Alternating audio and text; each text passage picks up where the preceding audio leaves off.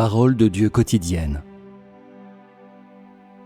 J'aime beaucoup ceux qui n'entretiennent pas de doute au sujet des autres et ceux qui acceptent facilement la vérité. Je démontre le plus grand soin à ces deux sortes d'hommes, car ils sont honnêtes à mes yeux. Si tu es très rusé, alors ton cœur sera sur ses gardes, et tu auras des doutes sur toute question et tout homme. Pour cette raison, ta foi en moi est fondée sur la méfiance. Je ne reconnaîtrai jamais une telle foi. Sans une vraie foi, ton amour est loin d'être vrai. Et si tu te doutes même de Dieu et tu spécules sur lui à volonté, alors tu es certainement le plus rusé des hommes.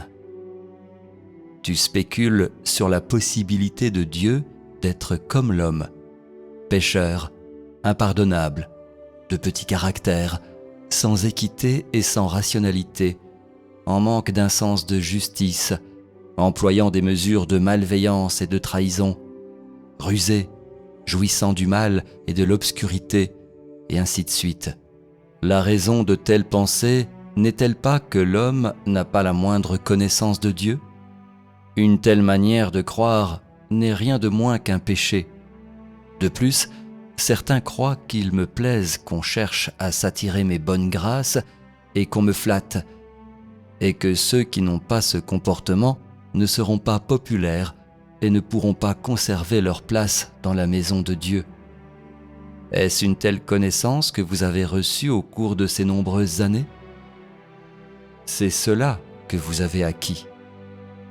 Et votre connaissance à mon sujet ne comporte pas seulement de tels malentendus, mais plus sérieusement, elle inclut aussi votre blasphème contre l'Esprit de Dieu et votre diffamation du ciel.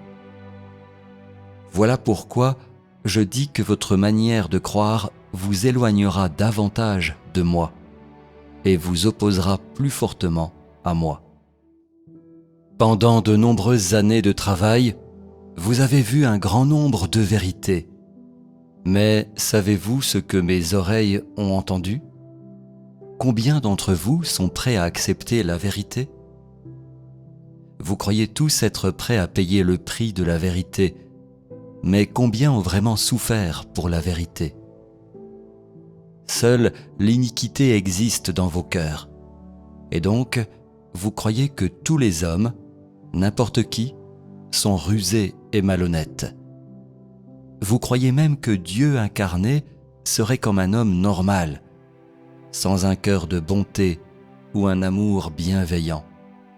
De plus, vous croyez qu'un caractère noble et miséricordieux et une nature bienveillante existent seulement en Dieu au ciel.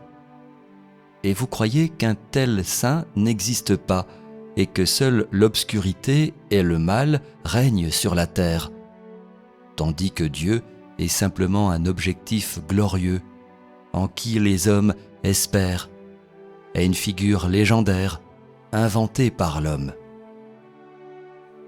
Dans vos cœurs, le Dieu dans le ciel est très honnête, juste, grand, digne d'adoration et de vénération. Mais ce Dieu sur la terre est simplement un substitut et un instrument du Dieu du ciel. Vous pensez que ce Dieu ne peut pas être égal au Dieu dans le ciel, et encore moins que les deux puissent être mentionnés de la même manière. Quand il s'agit de la grandeur et de l'honneur de Dieu, elles appartiennent à la gloire de Dieu dans le ciel, mais quand il s'agit de la nature et de la corruption de l'homme, elles sont attribuées à Dieu sur la terre. Le Dieu dans le ciel est toujours noble, tandis que le Dieu sur la terre est toujours insignifiant, faible et incompétent. Le Dieu dans le ciel n'est pas habitué à l'émotion, seulement à la justice, tandis que le Dieu sur la terre n'a que des motifs égoïstes, aucune équité ni raison. Le Dieu dans le ciel n'est pas le moindrement malhonnête, est et toujours fidèle, tandis que le Dieu sur la terre a toujours un côté malhonnête. Le Dieu dans le ciel aime l'homme tendrement, tandis que le Dieu sur la terre ne prend pas bien soin de l'homme, le néglige complètement même.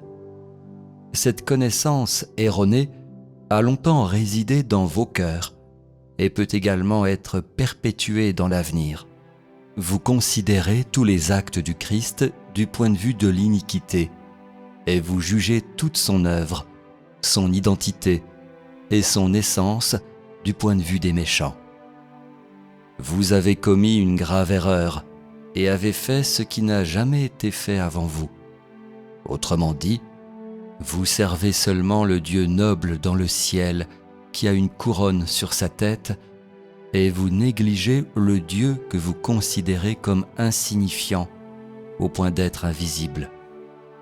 Cela n'est-il pas votre péché ?